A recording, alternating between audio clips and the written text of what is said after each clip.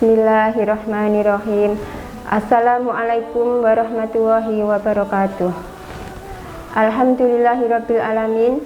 Wassalatu wassalamu ala nabiyyina Muhammadin wa ala alihi wa ashabihi ajmain, amma ba'du.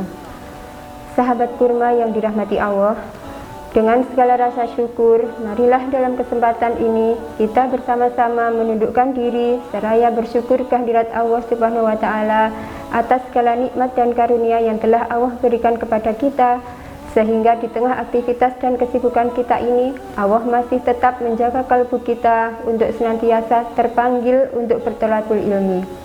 Itu semua merupakan karunia dan nikmat dari Allah yang harus kita syukuri bersama dengan cara senantiasa meningkatkan iman dan takwa kita kehadirat Allah Subhanahu wa taala.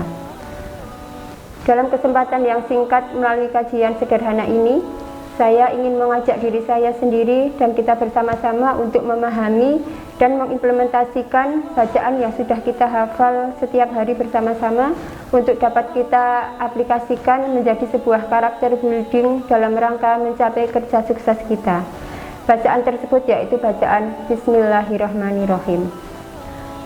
Dalam hadis Rasulullah yang diriwayatkan oleh Abu Hurairah, Rasulullah bersabda, setiap perbuatan baik yang tidak diawali dengan Bismillahirrahmanirrahim, maka perbuatannya akan menjadi rusak. Dalam hadis tersebut, Rasulullah berpesan kepada kita semua agar semua aktivitas dan pekerjaan baik yang akan kita lakukan senantiasa harus diawali dengan bacaan Bismillahirrahmanirrahim. Dan pekerjaan baik itu akan menjadi kurang baik kalau tanpa kita awali dengan bacaan Bismillahirrahmanirrahim.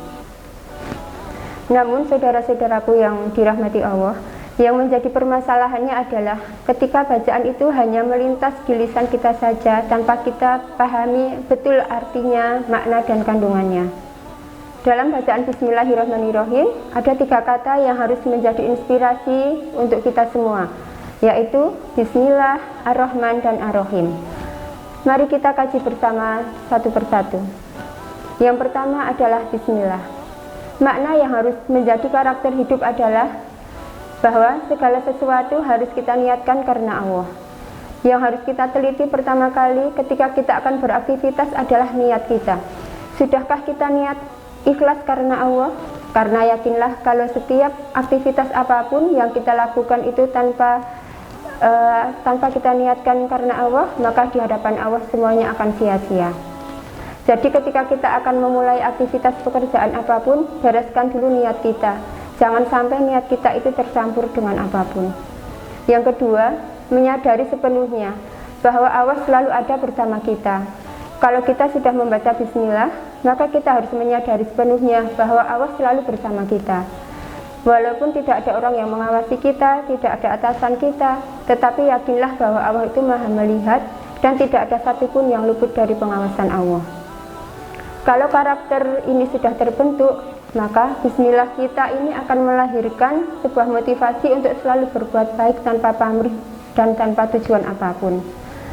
Sahabat kurma yang dirahmati Allah, yang kedua adalah Ar-Rahman. Kalau kita sudah membaca Ar-Rahman, maka pesan filosofi yang harus mampu kita implementasikan adalah rasa optimis bahwa Allah yang akan memberi kita. Jangan lupa bahwa salah satu kunci sukses seorang untuk menggapai impian adalah dengan rasa optimis. Jangan sekali-kali kita melangkah dengan penuh keraguan. Yang kedua, niatkan segala ibadah dan aktivitas kerja kita itu untuk memberi dan mengabdi, bukan meminta untuk dikasih. Hal yang rawan dalam kehidupan ini adalah bahwa motivasi orang beraktivitas itu bukan didasarkan pada semangat memberi dan pengabdian, namun semata-mata hanya untuk mengejar materi saja, sehingga jauh dari nilai-nilai religius dan nilai keikhlasan. Kalau karakter semangat memberi dan mengabdi ini kita implementasikan dalam kerja kita, maka akan melahirkan sebuah komitmen, kejujuran, dan kedisiplinan. Dan sesungguhnya 3 hal tersebut yang akan membuat kerja kita semakin sukses. Kalau kerja kita sukses, jangan minta gaji tinggi, jangan minta penghargaan dari orang lain, jangan minta kemuliaan dari orang lain, karena itu pasti akan datang dengan sendirinya insya Allah, atas izin Allah. Yang ketiga adalah Ar-Rahim. Makna yang terkandung adalah bahwa segala hasil dari aktivitas ibadah dan kerja seorang muslim itu harus berada dalam keberkahan Allah. Artinya, ukuran keberhasilan dan kesuksesan kerja kita bukanlah semata-mata hanya akan dipuji orang lain, tetapi diridhoi oleh Allah Subhanahu wa Ta'ala. Oleh karena itu, agar kerja kita berakhir dengan keberkahan, maka dalam bekerja hendaknya kita tidak melanggar nilai-nilai aturan agama dan melanggar etika sosial kemasyarakatan. Kita harus jujur, tidak menipu orang lain, harus menghargai orang lain, tidak merendahkan orang lain, apalagi menghina orang lain.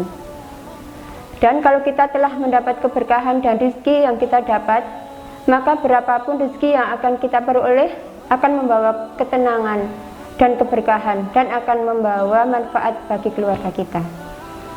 Karena bukan sedikit banyaknya rezeki yang kita peroleh, tetapi yang kita cari adalah keberkahan dari Allah dan kemanfaatan. Kemudian yang selanjutnya adalah tidak berlaku zalim dalam kehidupan kita. Sahabat kurma yang dirahmati Allah, yang harus menjadi inspirasi kita adalah sebuah kehati-hatian agar langkah kerja kita tidak termasuk zalim. Yang dimaksud zalim di sini adalah aktivitas pekerjaan kita adalah tidak menzalimi diri sendiri, orang lain, dan menzalimi Allah Subhanahu wa Ta'ala. Pekerjaan dan aktivitas yang disertai dengan kezaliman tentu tidak akan mendatangkan keberuntungan. Karena walaupun tidak ada orang yang akan membalas kezaliman yang telah kita kerjakan pada orang lain, namun tentu Allah yang tidak akan membiarkan begitu saja kezaliman yang telah kita lakukan. Sebagaimana firman Allah dalam surat Al-An'am ayat 45, maka orang-orang yang zalim itu dimusnahkan sampai ke akar-akarnya. Segala puji bagi Allah, Tuhan semesta alam. Sahabat kurma yang dirahmati Allah, demikianlah pemaparan dan gambaran yang dapat saya sampaikan mengenai makna dari sebuah bacaan basmalah. Semoga kita dapat menghayati dan mengamalkan dalam kehidupan kita sehari-hari, sehingga akan mampu menjadikan karakter kita menjadi karakter yang unggul dan islami dalam rangka meraih sukses dunia akhirat. Amin ya rabbal alamin. Kurang lebihnya mohon maaf.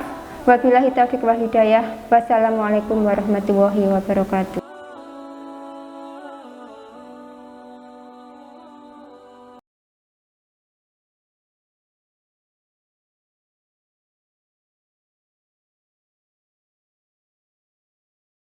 Bismillahirrahmanirrahim. Dhahabat dhama'u wabtallatil 'uruqu wa thabatal ajru insyaallah. Telah hilang dahaga, telah basah kerongkongan. Semoga pahala telah ditetapkan oleh Allah insyaallah.